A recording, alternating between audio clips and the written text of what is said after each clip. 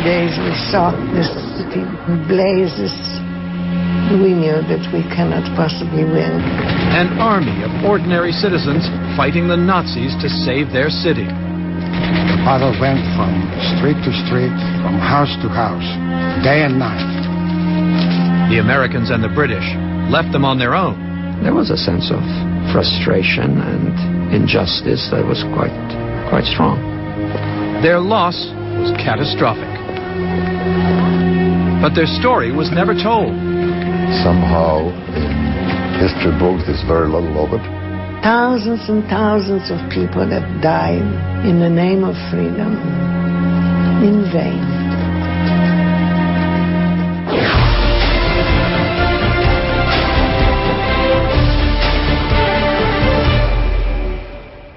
D-Day, the Normandy invasion, the turning point in World War II.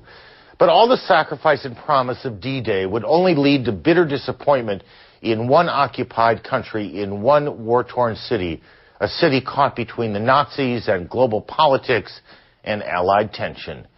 Welcome again to CNN Presents. I'm Aaron Brown. The 1944 Warsaw Uprising.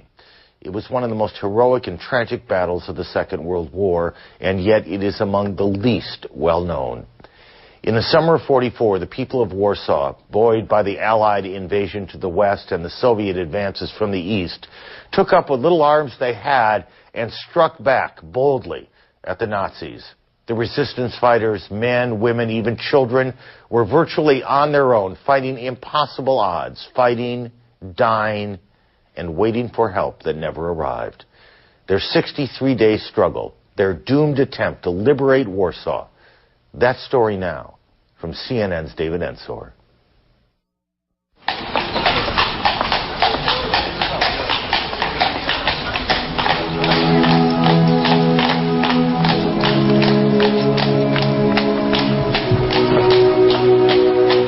It looks today the way it did for centuries.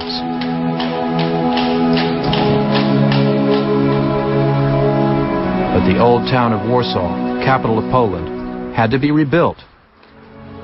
Building by building, brick by brick.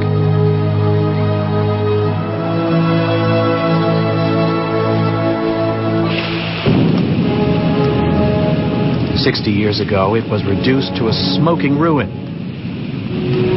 Its people killed or banished. Its buildings incinerated. In a rage, Hitler had ordered his troops to flatten the city. Over 80% of it was destroyed. Warsaw had dared to rebel against Nazi rule, its citizens fighting the vastly more powerful German army. They were ordinary people, volunteer soldiers, many of them merely teenagers. I was leader of the youngest groups, under 16. So we were used actually for spying. For that, you could obviously go to concentration camp and be shot on the spot. We were young, we were optimistic. It didn't occur to me ever that I can get killed or... the only thing I was afraid of was being tortured. They fought against impossible odds, but you couldn't tell them that. You know, the passion with which we participated in all those things was probably difficult to understand to people who never lost freedom. And we had this terrific faith that we are going to be free. The German foe begins its ruthless march of conquest and sets the stage for World War II. Poland's ordeal began September 1st, 1939. Poland and the world learned the meaning of a grim new word, blitzkrieg. Hitler's forces charged across Poland's borders in the infamous blitzkrieg. And World War II began. I saw these huge planes, German planes, and they were black with these crosses on it. They were flying very, very low, I guess, to escape the anti-aircraft. But the trees just started bending down, and I was terrified. Julian Kulski was just a boy when he saw German troops enter a town square where there was a synagogue. And they brought in the orchestra and they started playing German tunes and hoisted the swastika. And then they got the rabbi and tied him up to the synagogue and put the synagogue on fire. And this sort of thing you don't forget, whether you're 10 years old or 100 years old. It was horrible.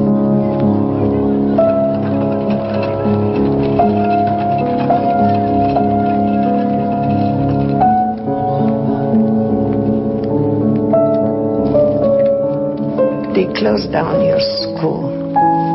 They closed down the newspaper. And no concerts. A city that was known for loving music suddenly went dead. No sound.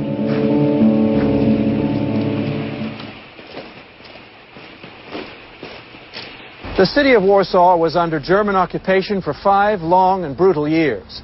During that time, an entire government operated underground with its own legal system, schools, even newspapers.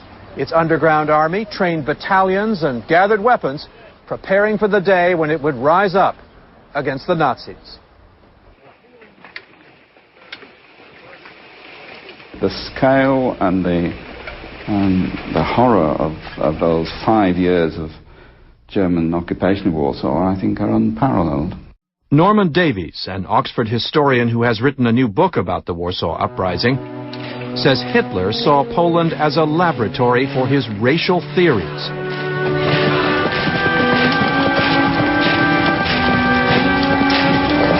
Jews were herded into a ghetto.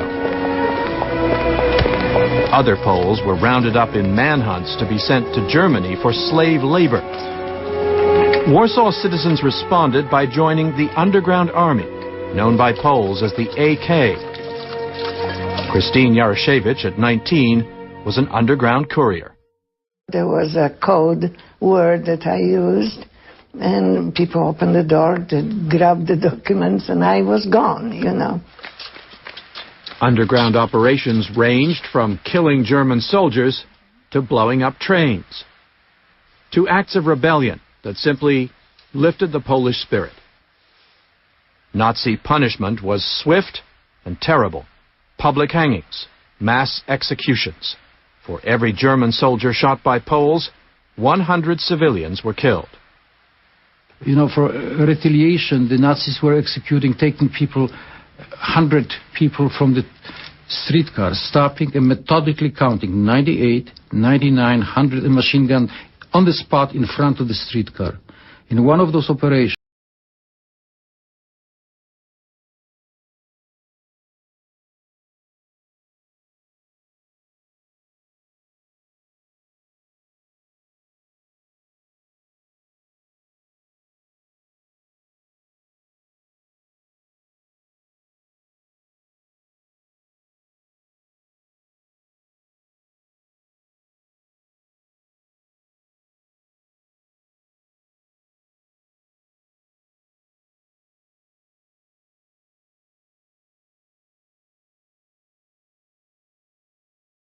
ended in tragedy. 40,000 either dead or deported to death camps. Nothing left but burnt hulks of buildings. Between Laube and Cherbourg in Normandy, the Allied lightning strikes. By the summer of '44, the war had started to turn. The D-Day invasion of Normandy brought U.S. and British forces onto the continent. Stalin's Red Army, now allied with the U.S. and Britain, was defeating the Germans in battle after battle, marching west towards Warsaw.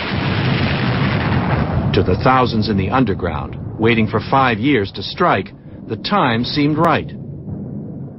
The premier of the Polish government in exile, Stanisław Mikołajczyk, traveled to Washington to gain President Roosevelt's support for an uprising. The president created the climate where the Poles and the Polish underground felt that they had the full support of America and of the British. But it was also necessary to gain the support of the Soviet Union, Poland's neighbor and a longtime adversary. Roosevelt urged the premier to fly to Moscow to work it out with Stalin. Stalin is a good friend of mine. He'll be quite reasonable, and everything will be fine. Roosevelt actually said to the Polish Prime Minister, "Your country will emerge from this war undiminished." If Roosevelt told the head of the Polish government in exile that he needn't worry about the Russians, he was being disingenuous. Unbeknownst to Poland, Roosevelt and Churchill had made a deal with Stalin. At the Tehran conference the year before, the Big Three met for the first time. Eager to placate Stalin and keep him in the war, Roosevelt had agreed that more than a third of Poland's territory would go to the Soviet Union. And that's the occasion when he tells Stalin, in effect, "I know you're going to be in control in Poland and Eastern Europe after the war, and I will not disturb your sphere of influence there." So that bargain is struck. In Warsaw, where they knew nothing of such a bargain, the underground prepared to fight. The Polish premier had no firm commitment for help from Stalin, but Moscow radio broadcasts urged Warsaw citizens to rise up. The Russian army was exactly at the gate of Warsaw. We felt, as soldiers in the underground movement, that this was the time to strike. The Allied victory in Normandy fueled their hopes. And we believed so much in the West. And we thought, now they are with us. We are going to win. The Allies are going to win this war.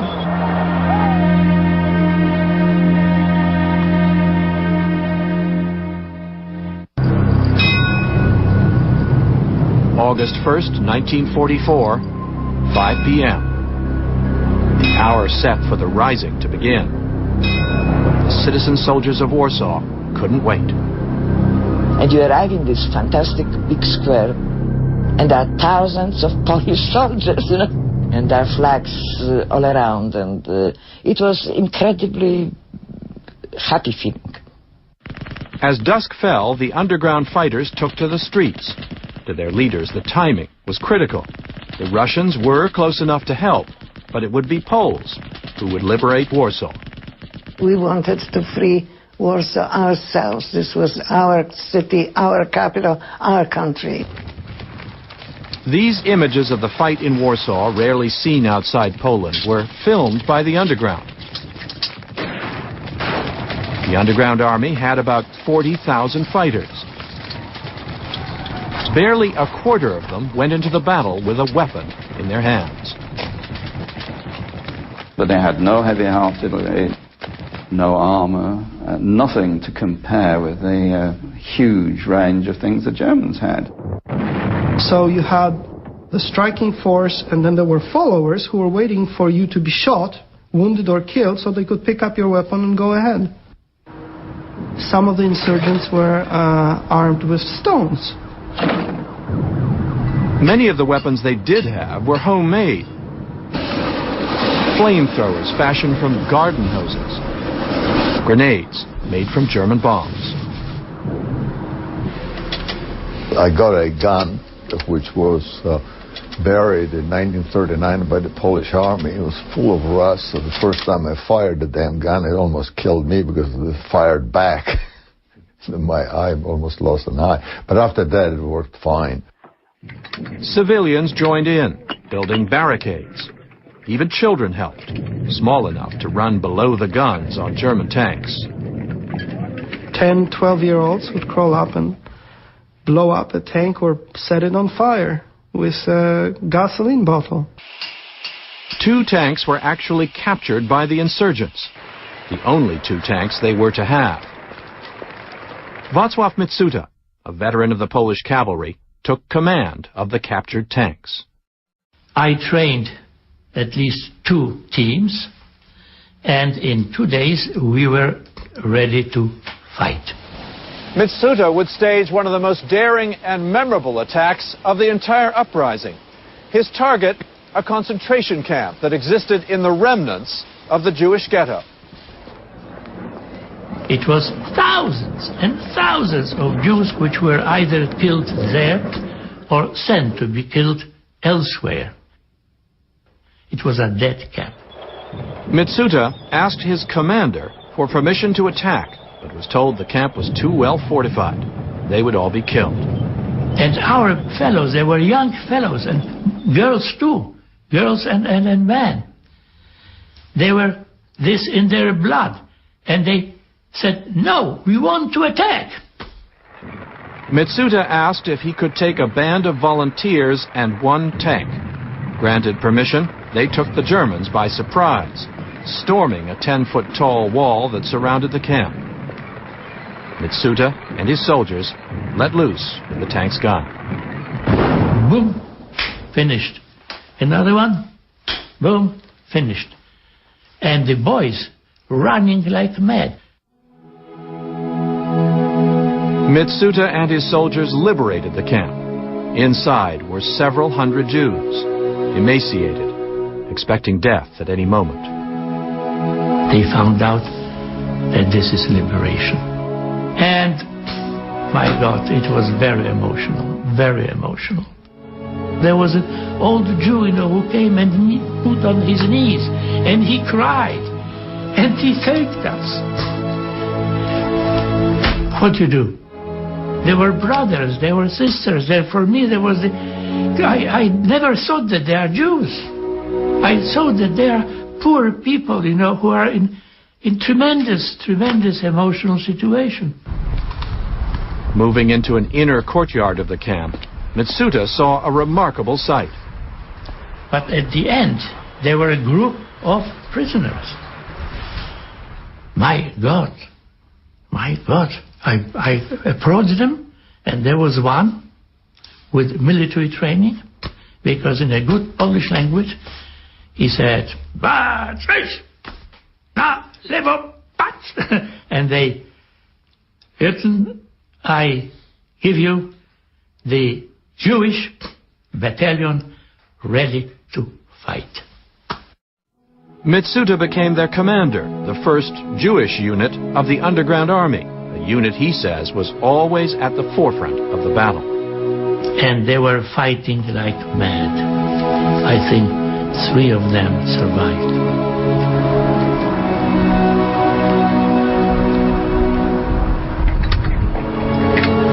The first days of the uprising cost the Poles dearly. Thousands died. And the Germans held on to most of their strongholds. Still, the Polish flag flew in the city center for the first time in 5 years. Polish national anthem, which could not be heard for 5 years, now was being played. The Polish flags were flying from every house.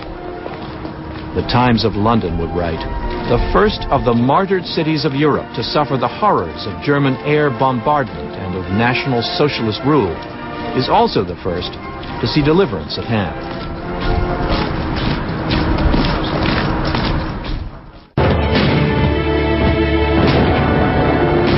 By August 3rd, the citizen army of Warsaw had actually gained ground against the Nazi war machine for almost 3 days. The Germans counterattacked in force, unleashing planes, tanks, and artillery. In a fury, Reichsfuhrer Heinrich Himmler ordered that Warsaw be made an example for all of Europe. Every inhabitant, man, woman, and child, should be killed. People were massacred in cold blood. The SS simply stormed into the hospitals, turned all the patients onto the street and machine gunned them. Defenseless civilians were herded in front of Nazi tanks as human shields. And we had to fire. When we started firing at the tanks, they would run over the civilians in front of them. Americans should realize we're talking about a tragedy where the same number of civilians were killed every day for 60 days who were killed in the World Trade Center. The Poles hoped that they would only have to hold out for a few days, that their Soviet allies just across the Vistula River would come to their aid. But the guns of the Red Army had fallen silent. And all of a sudden, dead silence. So what happened? Where are they? Why aren't they fighting? At this point, the Germans took back the initiative. Their goal? To cut an artery through the center of Warsaw to the river. The fiercest battle raged in the Old Town. Medieval streets, narrow corners, ideal cover for snipers and the underground fighters, took the Germans a month to capture. 600 underground companies, 50 to 100 soldiers each, fanned out, each with a street or building to defend. When they lacked weapons, they fought with stones or bricks. And through it all, a remarkable underground support system. Bakeries in basements. Factories turning out grenades. Even underground newspapers. Hospitals were set up in cellars and moved from building to building to escape the German bombs. And this is all your neighborhood. Imagine that. Your neighborhood turning to rubble. And you still refuse to give up. And you look at the sky and you say to yourself, oh, the Americans are coming. The Americans are coming because they're fighting for the same thing. But among the Allies, a different kind of battle was going on. The RAF had flown some airdrops to aid Warsaw, but too many planes were shot down. The U.S. wanted to send high-flying, heavy bombers flying fortresses that could evade German anti-aircraft fire. But the planes would have to land in Soviet-controlled territory to refuel. In a series of historic telegrams, the U.S. asked Stalin for permission to land. Stalin refused. They not only watched the Nazis massacre the insurgents and kill a lot of the civilian population, but they prevented for many weeks us, the Americans and the Brits, from delivering help to the insurgents. Stalin had his own plans for Central Europe when the war was over, and an independent Polish government wasn't part of it. The fact of the matter is that Stalin did not want to see Warsaw liberated by the Poles. He would prefer to see it smashed. The Soviet refusal launched a crescendo of telegrams between Churchill, Roosevelt, and Stalin. August 20th, Churchill and Roosevelt send a joint message to Stalin urging him to let their planes land. August 22nd, Stalin responds with a denunciation of the handful of criminals in Warsaw. August 25th, Churchill asks Roosevelt to join him in another impassioned plea to Stalin. To Roosevelt, he proposes to send the planes and see what happens. It is at this moment that Roosevelt makes a fateful decision. August 26th, Roosevelt to Churchill. I do not consider it advantageous to the long-range general war prospect for me to join you in the proposed message to Uncle Joe.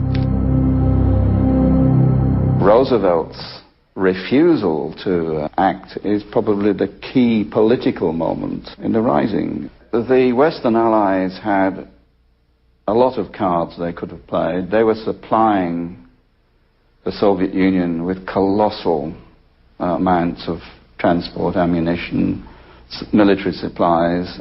And if the president had intervened, he may well have had a response. They never even tried it. Whether the effort would have succeeded, whether Stalin would have backed down, we'll never know. What we do know is that Roosevelt wouldn't even support Churchill in some half-hearted efforts to put pressure on Stalin. But Roosevelt was preoccupied with beating the Nazis on the Western Front, and he knew that the Soviets had so far borne the brunt of the battle against the Germans. He did not want to risk losing them. This is very much on Roosevelt's mind, that he cannot really afford to antagonize the Soviet Union in any way. The basic strategy of the United States was to fight a war of attrition where most of the attriting would be done by the Soviets. And indeed, the Second World War took over 20 million Soviet lives, took fewer than 500,000 American lives. Later historians would call Stalin's refusal to help the Poles a gauntlet thrown down before the West. When Stalin sensed that there wasn't really too much pressure from Roosevelt, from Churchill, I suspect he simply became more brazen. In late August, news of the Allied liberation of Paris reached Warsaw. To the desperate Poles, it was bittersweet. We were very happy on one hand and feeling alone on the other.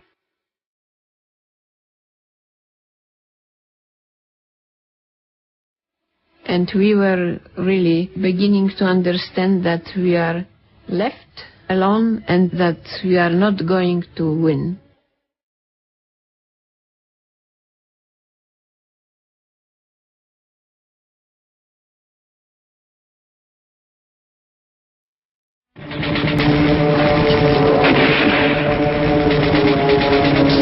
The battle for the Old Town took 33 days.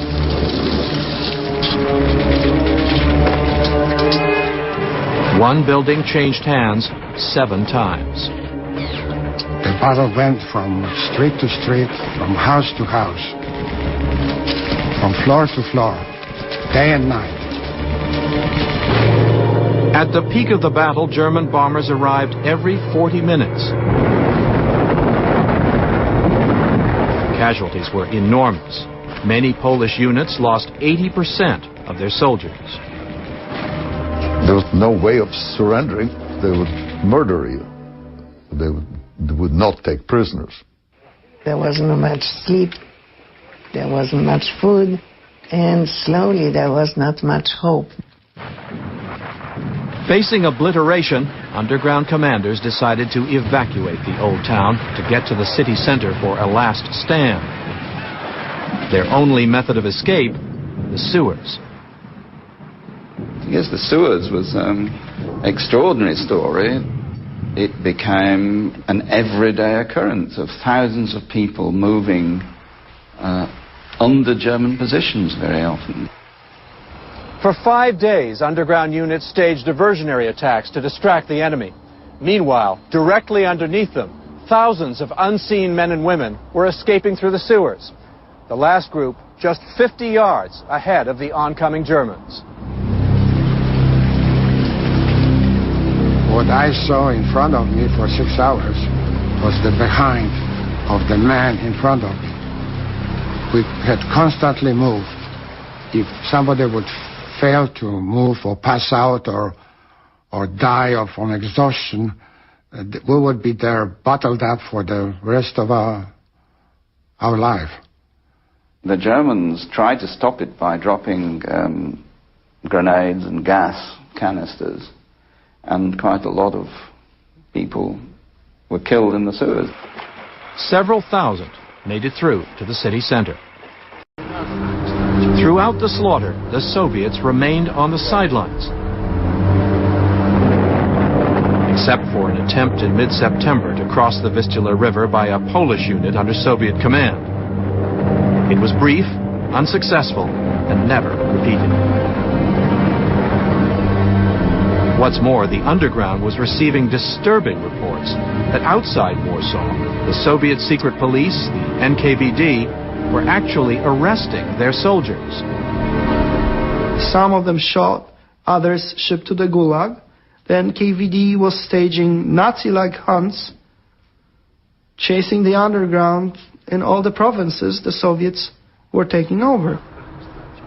From the Soviet point of view, they were not just anti-Nazi fighters, which they were. They were people who wanted an independent Poland. That made them objectively, in Soviet eyes, anti-Soviet. So they would destroy them. And they did. And those reports were getting back to London and Washington, were they not? Yes, and they were disregarded. Because they were politically inconvenient. And the underground was having difficulty getting London to believe their desperate situation. And this is an ID document. Sofia Gorbonsky. Yes. was a decoder for the underground radio. You were giving them reports? Every day. You were telling them the fight was still going on? Everywhere. Every day. 18 hours a day. On September 1st, the 5th anniversary of the German invasion of Poland, with thousands of his people dying in the streets of Warsaw, the exiled Polish commander-in-chief abandoned diplomacy, writing an open letter in London newspapers. Warsaw is not waiting for empty words of praise, not for assurances of sympathy. Warsaw is waiting for weapons and ammunition.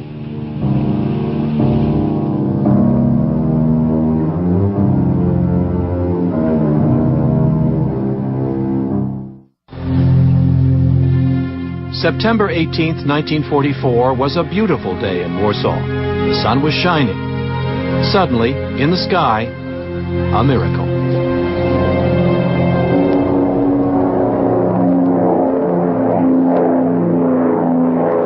That was the most wonderful picture when the American planes came, and they were very, very high, so you didn't see anything. You just had this, these heavy bombers. And then all of a sudden there was like flowers. The parachutes were multicolored, you know. The Soviets had finally relented. U.S. flying fortresses had been granted clearance for a mission to aid Warsaw. It was a spark of hope, but a false one. It was the one and only American mission the Soviets would clear. By now, the Polish resistance had been reduced to 3 shrinking pockets. In one of them, Mokotów, the insurgents, under a torrent of artillery and bombardment, were driven into a block of barricaded streets. We were totally exhausted. We were starving. We had no ammunition. We were going to go to the center of the city, which was still in Polish hands. And the only way we could do it was to go through the sewers. So began a trek that was truly a descent into hell. Civilians and soldiers alike crowded into the sewers. Many of them became psychotic, paranoid. They were screaming. There was dead bodies of people who exhausted and gave up or died or even committed suicide because they could not carry on. For 20 hours, men and women walked in a river of human waste, sometimes up to their chests. And I think that I sort of imposed upon myself not to think. Don't think, because you will not make it, you know. I think that one thing that saved me from losing my mind was that I had an illusion of a light at the end. And then suddenly I realized there is a stream of light was coming down through the manhole, and suddenly I was the next one. Somebody grabbed me under my arms and put me down, you know, put me on my feet. Christine Yaroshevich made it, but went blind for 3 days from the fumes of the sewers. Janusz Belza also survived after watching many others die. After all these hours, you know, and feeling that you arrive into kind of a safe area and the helping hands getting you out. While the remaining insurgents converged on the city center, to the west, the Germans were arresting and shooting underground survivors. Shockingly, to the east, the Soviets, supposed allies of the Poles, were doing the same thing. Reports of Soviet behavior were, finally, getting out.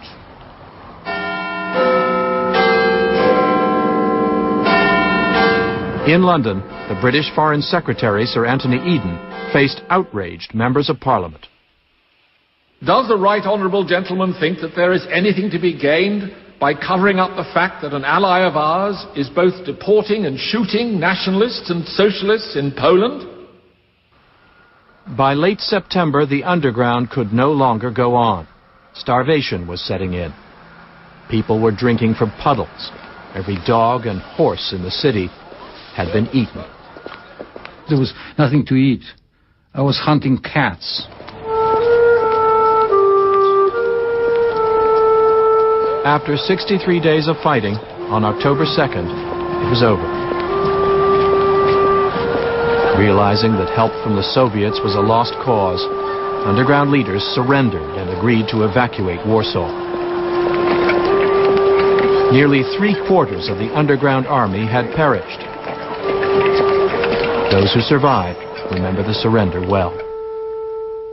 It was the worst moment of my life to be surrounded by Germans and taken back into captivity after 2 months of freedom. Despair. Despair.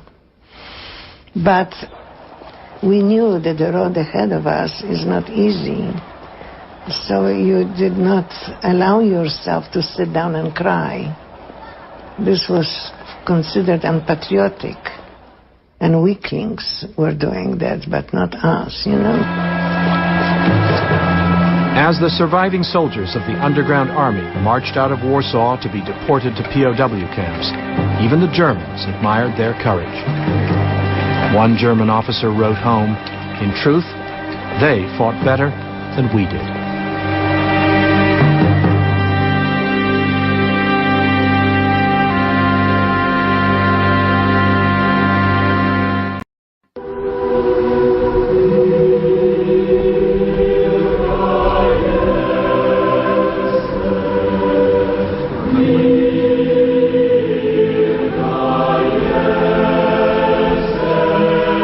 By the end, well over 200,000 people died in the Warsaw Uprising, most of them civilians. 500,000 others were driven out as refugees. On Hitler's orders, the city that had defied the Nazis was reduced to rubble. The Soviet generals across the river watched. Nobody had dreamed that the Red Army would be stopped in the suburbs of an Allied capital and would watch that capital being destroyed. But worse was to come. Prime Minister Churchill confers with Premier Stalin in Moscow. Barely 10 days after the underground surrender, Churchill traveled to Moscow to meet with Stalin. He brought along Poland's premier in exile, supposedly to negotiate Poland's post-war boundaries with the Soviets.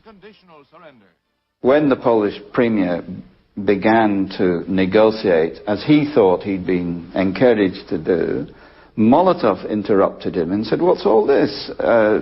Mr. Churchill here settled all these matters at Tehran a year ago. Now, what are you wasting our time trying to negotiate some stupid compromise?" And the Polish Prime Minister was absolutely thunderstruck. And he turned to Churchill and said, "Is that true?" And Churchill, according to the minute, hung his head and after a brief silence said, "Yes, it's true." And that was the time when the Poles realized that they really had been sold down the river. Days before, in Washington, President Roosevelt, getting ready for an election just weeks away, posed in front of a map of pre-war Poland with Polish-American leaders. The implication? He would be the protector of Poland's pre-war boundaries. Unbeknownst to them, he had already agreed to cede a third of Poland's territory to the Soviets. Victory in Europe brought wild rejoicing throughout the Allied world as the Big Three announced the downfall of Nazi Germany. The Allied victory in Europe came in May 1945. In the Pacific a few months later. It's a great day as a thankful people let loose. But Poland remained occupied by Soviet troops, and the underground soldiers who made it to the West were in for a shock. In the victory parades, there was no place for them. The Allies had recognized the Warsaw pro-communist regime installed by Stalin as the official government of Poland. We fought for 5 years in the underground, but the only ones allowed into the victory parade in London were the Moscow Poles. I remember I was crying in 1946 in London. units of Fiji were parading, and Poles were not allowed. So and we knew that the whole effort, thousands and thousands of people that died in the name of freedom, in vain. You cannot help but feel bitter. So our story was forgotten. Forgotten for many reasons. For the Western Allies, the story of the underground fighting for Warsaw alone was an embarrassment. For the Soviets, it was inconvenient. In Warsaw, there would be no official monument erected to the underground fighters until 1989.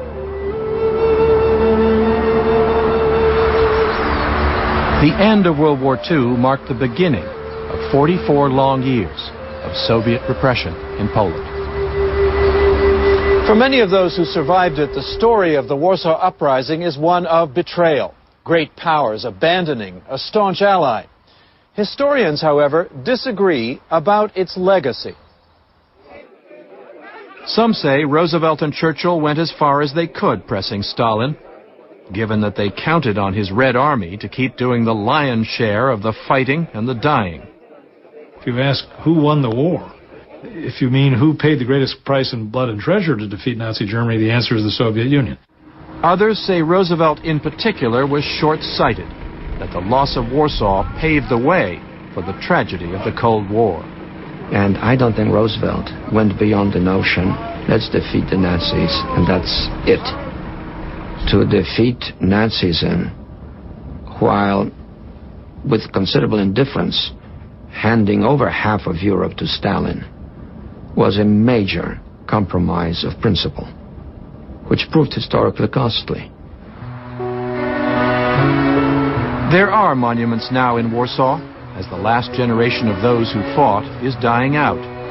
To some, the uprising was about courage in the face of terrible odds. To others, it was naive, even folly. But to those who were there, it was simply inevitable. When you look back on it now with the advantage of history, was it worth it? Always. You know, it was, you know, in accordance with Polish history. It was in accordance with Polish attitudes. It was according with Polish soul and heart.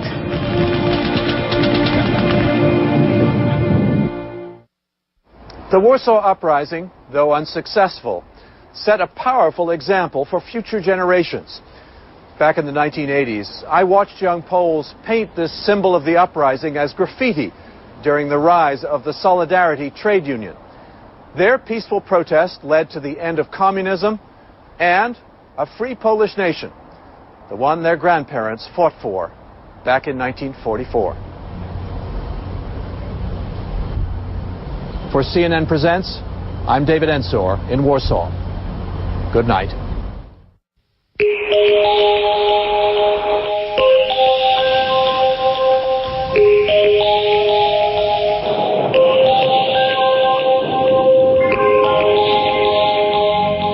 Sometimes, the places we bring you stories from aren't even on the map. Often those stories are the things that put them there.